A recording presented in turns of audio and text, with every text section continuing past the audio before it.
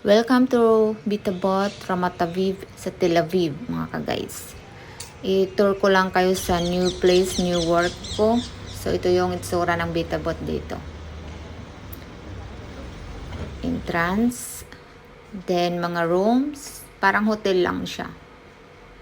Mga maliliit lang yung room. Ganyan yung itsura. Nasa second floor kami, mga ka-guys. Tapos, bawat pinto, may mga employer and caregiver dyan.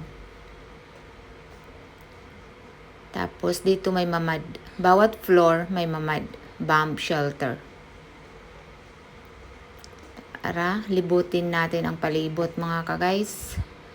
So, ayan, may park.